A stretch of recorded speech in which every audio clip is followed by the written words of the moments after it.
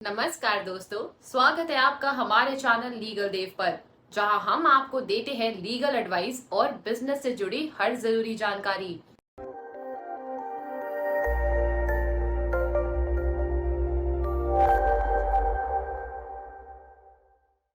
आज हम बात करेंगे एक बहुत ही इंपॉर्टेंट टॉपिक पर, FSSAI लाइसेंस और FSSAI रजिस्ट्रेशन के बीच क्या डिफरेंस होता है। अगर आप फूड बिजनेस में हैं या फूड इंडस्ट्री से जुड़ी कोई प्लानिंग कर रहे हैं तो ये वीडियो आपके लिए बहुत इंफॉर्मेटिव होने वाला है। तो चलिए शुरू करते हैं। सबसे पहले FSSAI क्या होता है। FSSAI का फुल फॉर्म है food safety and standards authority of India.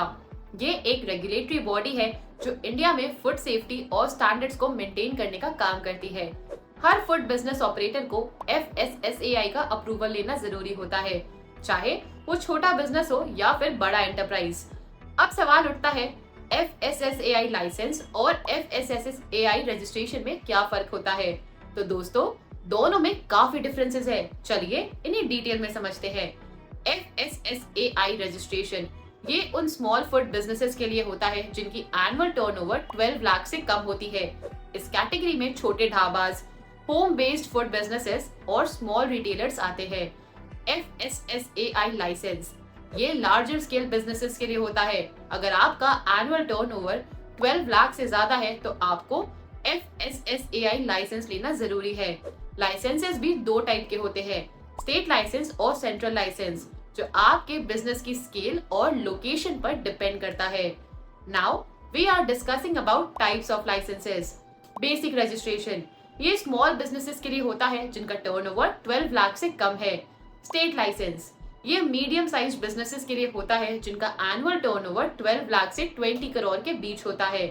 Central licence ये लार्ज बिजनेसेस के लिए होता है जिनका टर्नओवर 20 करोड़ से ज्यादा है या जो इंटरस्टेट बिजनेस करते हैं। Next we discuss about application process.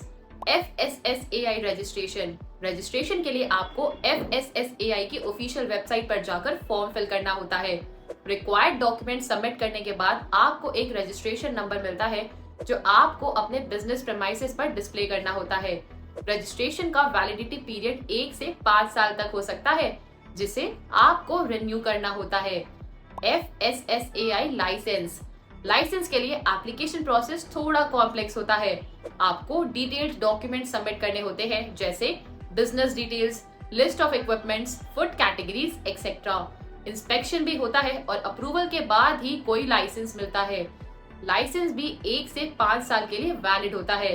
Renewal के लिए आपको वैलिडिटी खत्म होने से पहले ही अप्लाई करना जरूरी है। अगर आप बिना FSAI अप्रूवल के फूड बिजनेस ऑपरेट करते हैं तो आपको हेवी पेनल्टीज और लीगल एक्शंस फेस करने पड़ सकते हैं। फाइन 2 लाख तक हो या उससे ज्यादा भी हो सकता है और सीरियस केसेस में इम्प्रिजमेंट भी हो सकता है। अब हम बात करते हैं benefits of FSSAI registration of licence. Consumer trust FSSAI approval से कंज्यूमर ट्रस्ट बिल्ड होता है। लोग आपके प्रोडक्ट को बिना हेजिटेशन के कंज्यूम करते हैं। लीगल बेनिफिट्स आपका बिजनेस लीगली कंप्लायंट होता है, जिससे आपको अननेसेसरी लीगल ट्रबल से बचने में मदद मिलती है। मार्केट रीच आपको नेशनल और इंटरनेशनल मार्केट में बिजनेस एक्सपैंड करने का मौका मिलता है। तो दोस्तों, ये थे FSSAI लाइसेंस और FSSAI रजिस्ट्रेशन के बीच के डिफरेंसेस। हमने कोशिश की कि आपको हर इम्पोर्टेंट पॉइंट क्लियरली समझा सके। अब आप सोच रहे होंगे कि लीगल देव आपकी इस प्रोसेस में कैसे मदद कर सकता है। लीगल देव के थ्रू आप अपना FSSAI लाइसेंस या रजिस्ट्रेशन इजीली करवा सकते हैं। हमारे एक्सपर्ट्स हर एक स्टेप पर आपकी हेल्प करेंगे, चाहे वो डॉक्यूमेंट सबमिट करने का प्रोसेस हो या इंस्पेक्शन के लिए प्रेपरेशन। हम इंश्योर करते हैं कि आपका एप्लीकेशन प्रोसेस स्मूथ और हैसल फ्री हो। तो आज ही हमें कांटेक्ट करें और अपना फूड बिजनेस को लीगली कंप्लायंट बनाएं।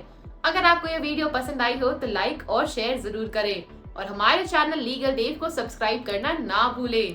कमेंट सेक्शन में अपने क्वेश्चंस और सजेशंस जरूर दें। मिलते हैं हम आपसे अगली वीडियो में। तब तक के लिए धन्यवाद और स्वस्थ रहिए।